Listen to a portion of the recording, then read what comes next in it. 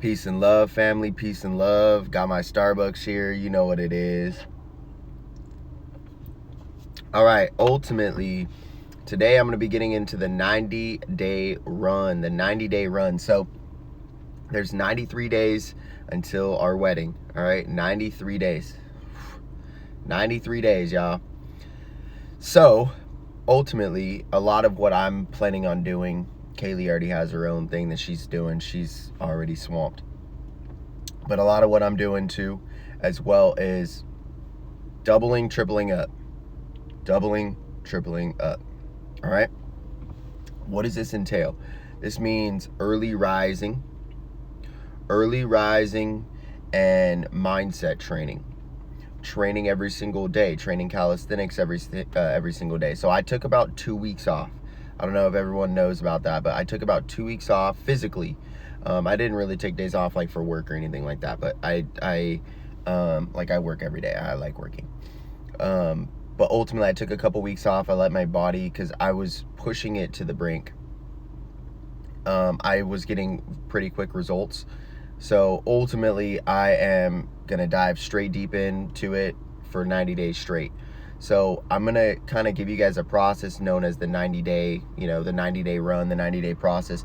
A lot of what you do is you cut out everything that you already know limits you. Like, you guys already kind of know this stuff, but you cut out your breads, you cut out your pastas, you cut out your sweets, you cut out your candies, you cut out your drinks, you cut out all the other stuff that you shouldn't be eating.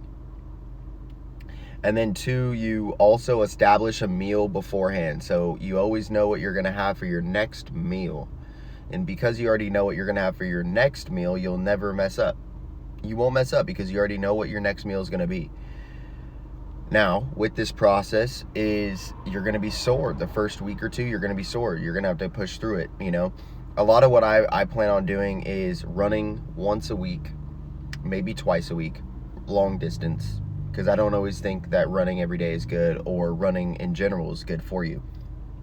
But I think there is a balance to it. I think that there's a healthiness to it that people sleep to, to be honest. But I would say like running once a week would be just fine. And you could practice your wind. You could do that.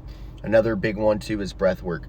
Breath work is probably the main one, because you could do breath work and you can get a physiological change. You can get a biological and physiological change of the body. You can emit different chemicals, different hormones, because you did breath work rather than you didn't do breath work. So we know right there that that breath work works. That's why it's called breath work. Okay. And it's also a workout. So it's gonna change the way that your peptides, the way that your body is operating. That's just thousandfold. Next thing too is not missing supplementation or consistent supplementation. So a lot of what I like to do is every other day or every other day for supplementation, to prolong supplementation, because a lot of them tend to have a lot of an overage of or a surplus an excess of certain nutrients within a supplement. And so a lot of times I'll cut it in half, or I'll consume half of it, or I will literally just master what I'm supposed to do, and then just split it up every other day or every other day. Okay, 2, I also want to mention this as well, is kung fu, meditation, cardio. Be doing cardio every single day. So this is one thing. I already have my suit. I've already paid for a lot of this stuff. We have things that we're already like set on our mind that like, okay, we got these things set, we got these things done, etc. So the wedding's coming up. So a main thing too is to, like I said, be in physical bodily shape, but also be in a good mental space, in a good sobriety space, and people say like, you're not sober or whatever, like they might ask that question. And it's like, you guys have to see that like there's levels to sobriety too. Like, I would say that somebody who still eats sugar today and cannot control their sugar addiction or denies they have a sugar addiction, they're still an addict, and they have to realize that within their genetic code, and they have to realize that based on like the way that they live, or like their fear or anxiety, like they'll have certain things that pop up that just like are like guidance mechanisms. They're just defense mechanisms of the body to say like, hey, don't do that anymore, or consume a lot less of this or whatever.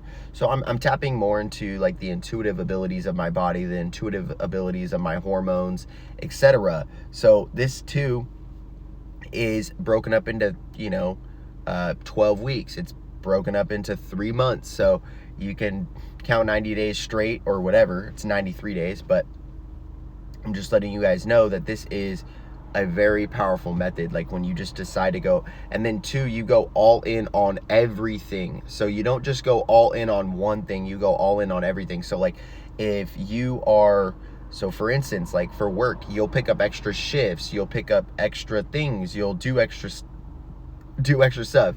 Confirmation hiccups. You'll do extra stuff. Okay, so you'll do the extra cardio. So you'll do two-day cardios. You'll pick up the extra shift at work. You'll stay late. You'll wake up early. So like that, there's a lot of that stuff. Now the week in the week and 2 before, so like around day 80, you could taper that off a little bit, because obviously, like you want to be energetic for that specific time. But I would say, yeah, 80 to 90 days, put an 80 to 90 day like hard run in. You're still going to be consistent the last 10 days. You just might do something slightly different, to retain some of your energy for the day of, and the day before.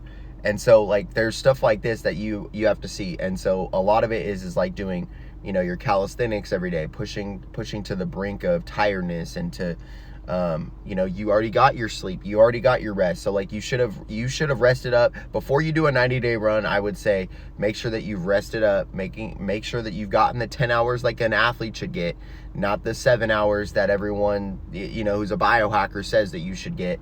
But I really genuinely think that there is merit in 10 hours sleeping, 10 hours of sleeping. Like, and not everyone's gonna get it, not everyone's gonna do it, not everyone's gonna be able to understand and comprehend it, but Olympians do it. Okay, star athletes do it. People who have broken world records, who will never touch their records, sleep 10 hours a day, 10 and a half hours a day. It's a lot more, but they have a lot more output during those times. So during the times where they're actually awake, they have significantly more output than most people. Like most people kind of like graze. They'll be like grazers throughout the day. They'll be like, oh yeah, I'll do a little bit of something here, I'll do a little bit of something here. No, these people are like hyper productive. Like they also need hyper amount of sleep. They need a lot amount of sleep. They need large amounts of sleep. Okay, and so that's also going to be the thing, is that you do get your rest, but you're probably going to just be tapping into the 8 to 8.5 hours that you're going to really want to get. You just want to guarantee your 8 hours, and then guarantee your output. You're going to be doing a lot of different things: push-ups, sit-ups, hanging leg raises. You're going to be doing calisthenics. You're going to be doing, training your body. You're going to be fasting. You're going to be cultivating fasting and breathwork and meditation and kung fu and qigong and tai chi, and you're going to be running in the rain. You're going to be running rain or shine. You're going to be training no matter what. You're going to be training no matter what. You're going to be going to work, whether it's in the evening or the daytime. And then other than that, you're going to be working on multiple businesses other than that too. And that like most businesses don't kick off for about 2 years, 3 years. Like, yeah, we can build a business in one day, but is that business going to last? No.